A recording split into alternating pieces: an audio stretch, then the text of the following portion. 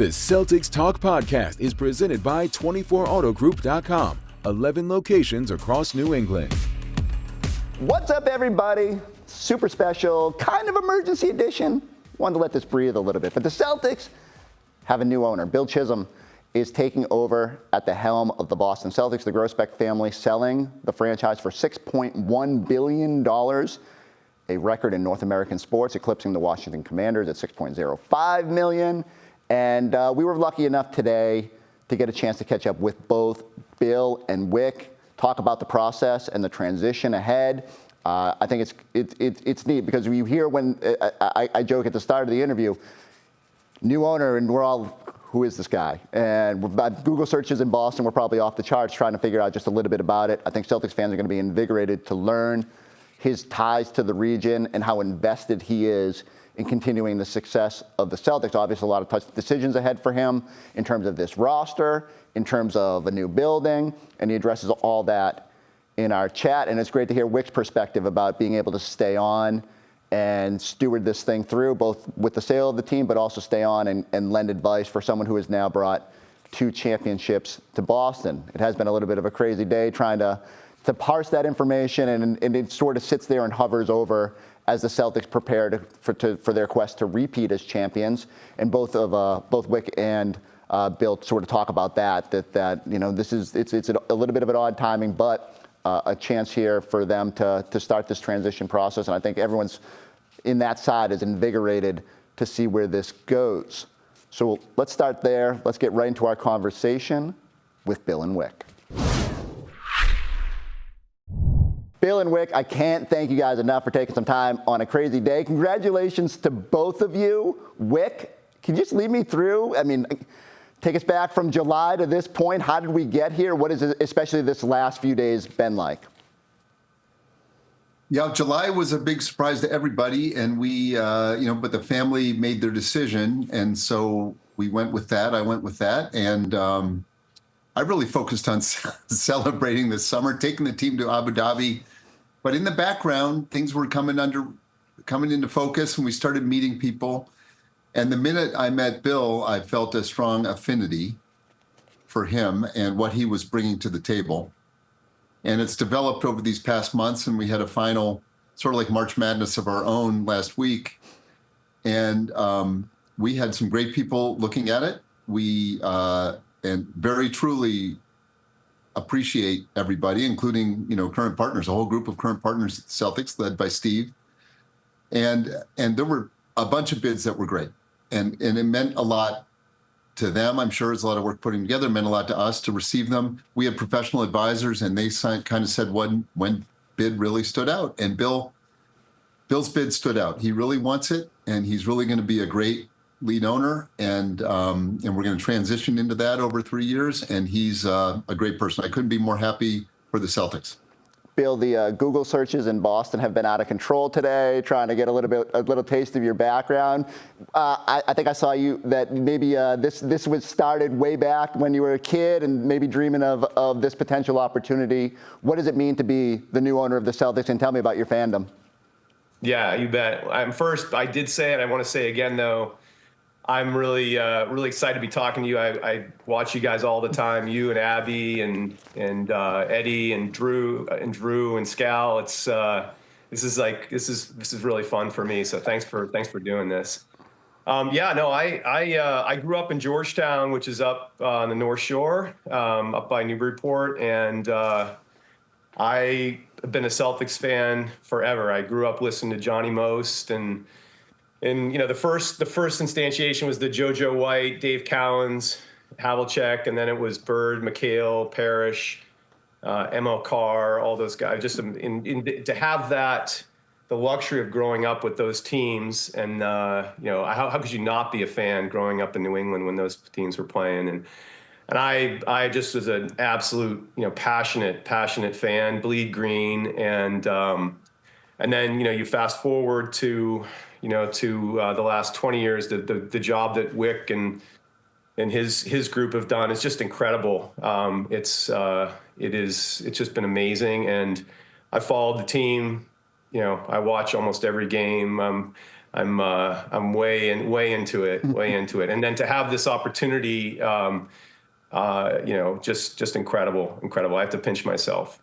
Tell me about the process from your perspective, Bill. Like, how did this final week? Are you sweating? Are you waiting to find out if you're going to be the one? And what is that moment like when you get the call that the bid has been accepted?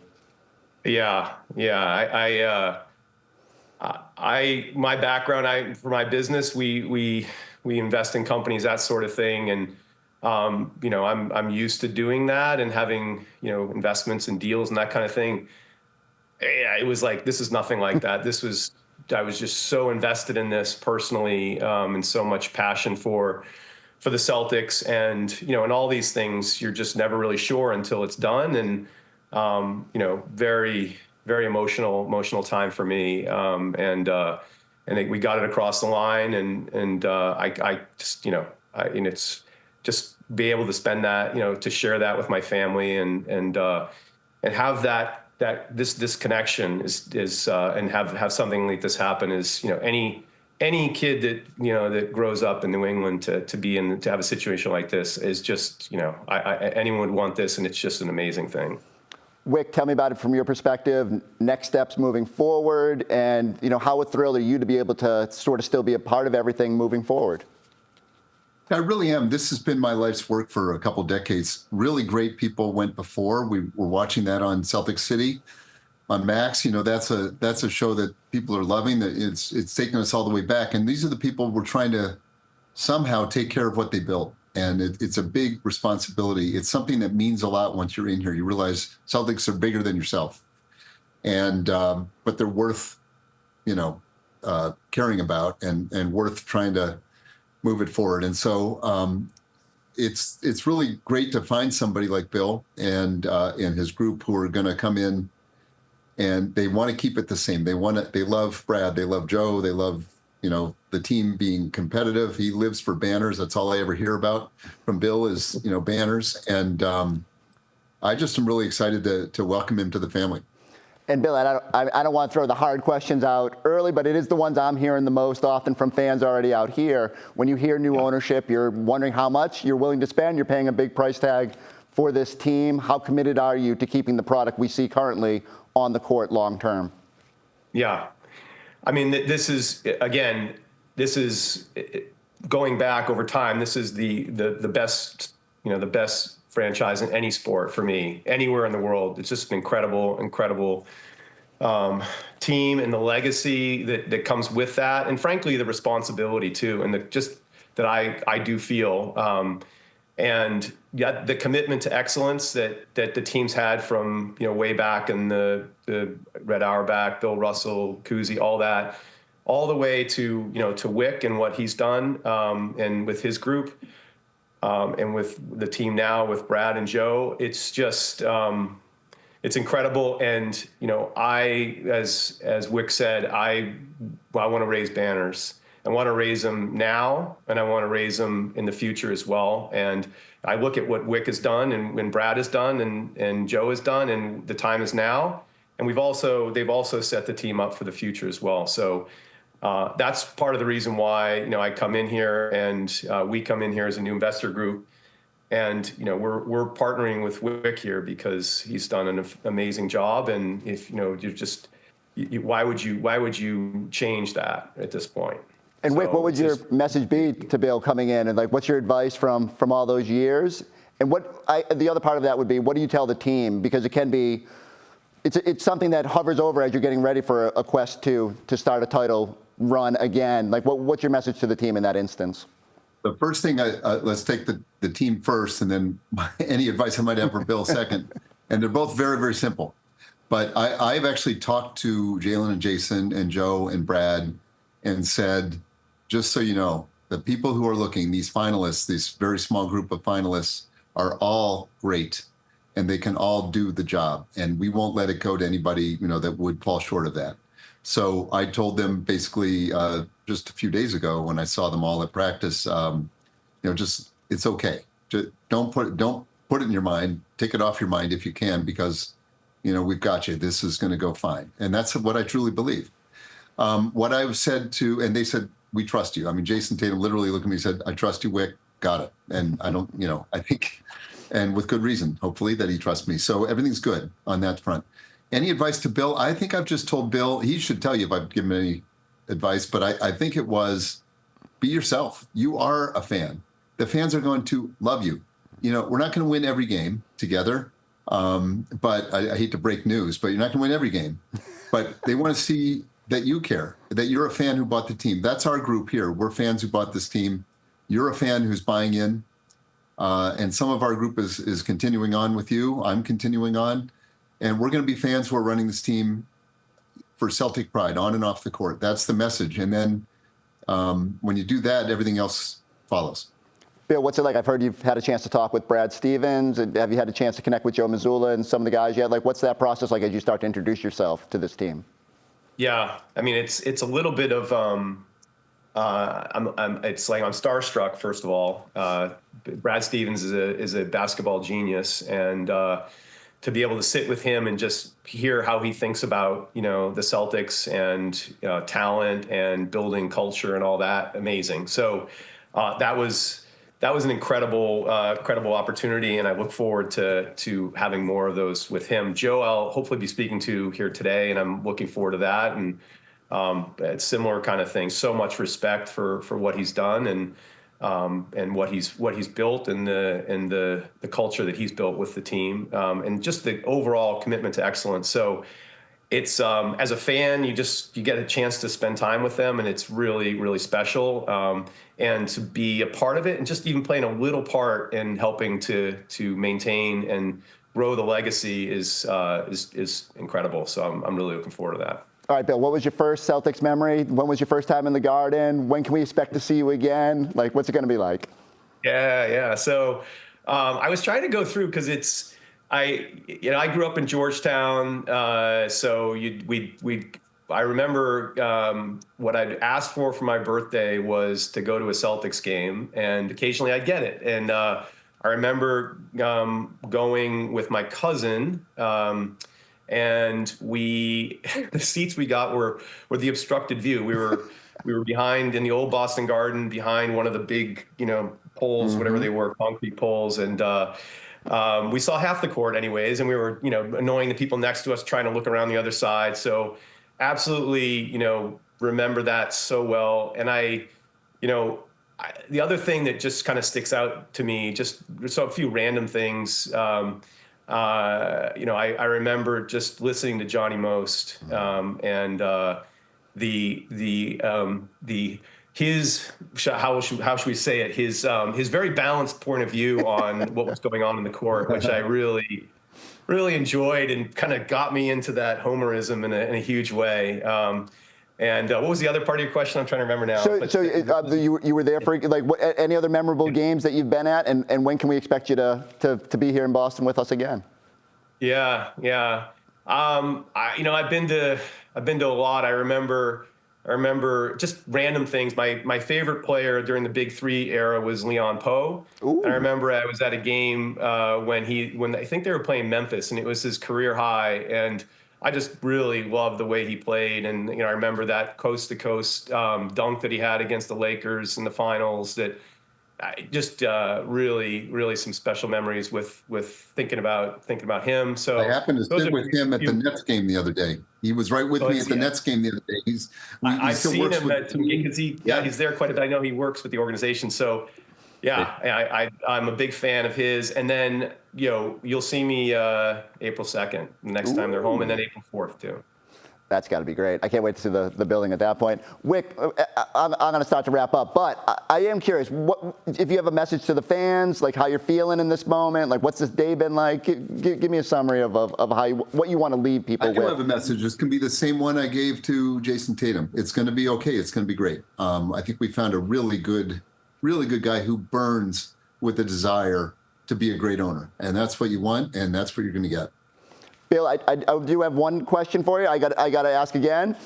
The arena, it doesn't come. You paid a lot of money for this team. There's going to be questions. Have you started even thinking about that stuff as a businessman? Do you start thinking about the future, long-term future of this franchise? No, I haven't put much thought into that. I mean, there's a lot. There's there've been a lot of banners raised in that location, that the Celtics are in right now. So that's a pretty important part of the history. We'll get to thinking about that, but it's also a decision that's down the road. So, but that'll be that'll be down the road. All right, now the easy part. What are we doing for celebrating tonight? Once you're done all these interviews, how are we going to kick back and relax? Okay, so I just couldn't do it. I couldn't bring myself to watch the documentary because I would have just broken my heart, in part of this process. So the celebration is we're starting the documentary, which for me is crazy because I should be, I should have watched it, each episode 5-10 times already, but I held back because I wanted to see where this kind of all ended up. I would have eventually gotten there and watched it, but now I'm all in. It's amazing. It's amazing. And a funny thing in the third part, Red Auerbach introduced a new owner, and he says, and I want you to meet, Irv Levin, John Y. Brown, and he rolls his eyes. So that's the way it was with Red. Okay, you always got with you. But I don't think he would have done that with you. I knew Red. I brought him back. Luckily, we got to work with him for 5 years, I think, and he's the best. So hopefully Red's looking down on us today, and hopefully it's all going to work out. I can envision in episode 10, we'll revisit this series down the road, the transition, but still winning championships. You guys can muscle your spot in there. Last thing, Bill, family members, are they Celtics fans? Do we have to convince anybody? Yeah. My wife is a huge fan. My kids, we'll say they bleed green. So huge fans, and they are, they're just so excited, and we all are. It's a family affair for sure. Well, I can't thank you guys both for taking time out of a crazy day. Congratulations again to you both. Bill, I hope you're ready for me to bug you early and often throughout this process. I've let Wyc slide. I'm going to come find you. I'll come find you on the 2nd. I'm looking forward to it. I can't wait. Hey, again, guys, thank you for your time. Congratulations. Are you ready to enter the realm of affordable luxury? Drew Carter here with 24 Infinity of Plymouth, where performance comes for less. Right now, lock in 2.9% APR financing for 60 months on a new Infinity QX80 Lux. Ready to trade and upgrade? You'll get top dollar for your trade. Visit 24 Infinity of Plymouth at 151 Samoset Street and online at 24infinityofplymouth.com.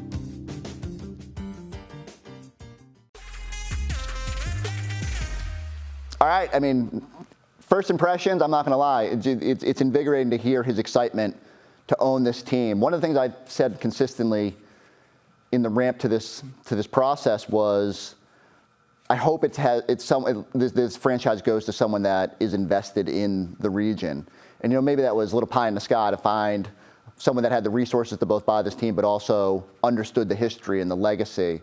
But it feels like in Bill Chisholm, they've found that guy. And from his North Shore roots to falling from afar, I wish you could see before we started that interview when he popped up on the Zoom call and he was kind enough to say how much he loves our coverage. And I don't know, it's nice to know that he's even from afar in California, he was watching here, and can't wait to see when he sets up shop here in Boston and when he's in that arena on early April, the sort of roar he's going to get. The fans going to let him know what the expectation is here, but also get to feel what it's like to start this process and start this journey as owner of the Celtics. All right, we've been breaking this new owner down throughout the day. Chris Mannix joined us on Early Edition earlier today. Here's some of his thoughts on the new ownership as well. We got Beetle, we got Chris Mannix, and we got Chris Forsberg. I'm going to start with you, Chris. First of all, shout out to get that interview literally hours after the news broke. Also, he's a fanboy of you, and I say that in a positive way. It's a huge compliment. That's very nice. Who isn't? But just your reaction. I know that last question to me kind of stood out. Is there a plan to keep the roster? And you can see maybe he didn't answer it directly, but what's your overall reaction? Well, and look, I'll just admit, it's got to be tough. Day one, and you're trying, do you know what next year is going to look like? Do you just try to enjoy the fact that you just spent spent $6.1 billion and got the team. So I'll give him the benefit of some time here, but I do think it's the obvious question. What is the plan here? Later in the interview, if you go find the full interview, you'll hear about the arena and what he thinks about that. And I just feel like there's tough decisions ahead for him. Whoever comes in knows next season, $500 million roster, $500 million, and you just paid 6.1. So it's a tough ask for whoever comes in. And I think a lot of it will just hinge on how maybe the rest of this season plays out. You win 2 in a row. Do you really want to break this thing up? There's tough decisions no matter how it plays out. But I am eager to see just how invested. It sounds like he understands both the responsibility and the burden that comes with keeping a championship roster intact. I would just say first that if I'm ever negotiating a deal, I want the Grousbeck family and their lawyers doing it for me, because they just got $6.1 billion for a team that doesn't own its building. That is a remarkable accomplishment. The Phoenix Suns had a valuation of about $4 billion, but that came with the arena as well. More often than not, when a team gets sold, the building, the stadium, the venue comes along with it. They are also a team that, to Chris's point, are set to kind of bleed money for the next couple of years if you're going to keep this together. They still got $6.1 billion valuation for it. That's remarkable. Here's the reality. This team is going to get broken up. It's just a question of how many pieces do get broken up over the next couple of years. Is it possible that Baylor Scheierman takes the place of Sam Hauser? Yeah, it is. Is it possible that Peyton Pritchard takes the place of either Drew Holiday or Derek White? Yeah, it is. That's a simple reality of the finances of today's NBA. You cannot keep a team like this together. So they're facing some hard choices, but I do like it that you have a guy with deep pockets, with a connection to the area, that is at least coming into this with the mindset that he wants to keep this team together. Yeah, I think what he didn't say in his answer tells you that it's about to be broken up over the next several years, the way you just put it. And I think the thing that Celtics fans wanted to hear today, they heard from the guy who led a group who was not selected. They heard from Pags. Luxury taxes be damned. That's what we wanted to hear from a new owner. But what we got from the actual new owner was pretty much a non-answer. No offense. No, I mean, he didn't give you a good direct answer on that one. Not your fault. He got there. I mean, he tried to land that plane. There may be a reason why he didn't get But at every turn, every turn today, whether it was the statements this morning or it was in the interview this afternoon, they're not answering that question for a reason, because they don't want to tell you what you don't want to hear. They don't want to mislead. And they don't want for someone to replay this in 6 months and say, oh, wait, you told us that this wasn't going to happen. There are also degrees of breaking a team up, right? Like, do you do what Minnesota did and blow up your core and trade Karl Anthony Towns? Like, I don't see the Celtics doing that. I do see them nibbling on the fringes and replacing guys where they have replacements available. Not that Sam Hauser is expendable because Baylor's around, but that could be an adequate replacement at a much cheaper salary. Sam Hauser, look, to put it in context, makes $10 million this year. Really, though, it's like 80 because of the salary cap implications. So if you can shave Sam Hauser's contract off the top, replace him with a younger player, you're going to do that. So let me ask you this. If the Celtics run it back, they got 13 regular season games left, then they have the playoffs. If they run it back and win, does that change? I know it's like, okay, does that change the trajectory of, does this team get broken up or not? I think it changes the calculus in the short term, because I think they would be protected by championships. I don't think you break up a team that's won 2 in a row and could be on the cusp of winning 3 in a row. I think that keeps at least the top 6 or 7 guys together. We're going to learn a lot in the next 3 or 4 months. Do they trade any of the guys that I'm talking about? Al Horford is a free agent this summer. How much are they willing to commit to Al Horford, who, even if he makes $8, $9, $10 million, is going to be worth exponentially more of that with all the salary cap indications? All these questions are going to be answered very quickly when we see what this ownership group does. But if they win it all, everybody stays? Everybody's here. I think there's a chance. Brad's whole thing this year was he wanted to give it every opportunity, but the price tag is ridiculous, and I think you have to examine everything. I thought the key quote in there was that he said they have a plan for the future. Brad knows this roster is untenable long term, so I think they have a plan for how it's going to work moving forward. It's kind of I'm not going to be unrealistic and say, if it ain't broke, don't fix it. Because you do have the Baylor Scheiermans, the Sam Hauser that you have to consider and talk about. But it is hard to believe if they do run it back to back, why would you even mess a thing up? Now, for the long haul of it, changes will have to be made. But yeah. All right. I think Wyc had said that he might break out some Simcoe tequila tonight. I might need some too. It's been a long day, but a fun day. New ownership in town. I need everybody to go like, go subscribe. We're right back at it tomorrow with the Celtics out west for this long road trip. Remember, we got Celtics post up before our pregame show tomorrow night. I'm sure we'll have a lot more ownership talk and some fun stuff there. Make sure you check it out on the Instagram page as well. Get a whole bunch of videos from our sit-downs with Celtics players recently. So go like, go subscribe, go check us out on that YouTube page as well. We'll catch you next time on the Celtics Talk podcast.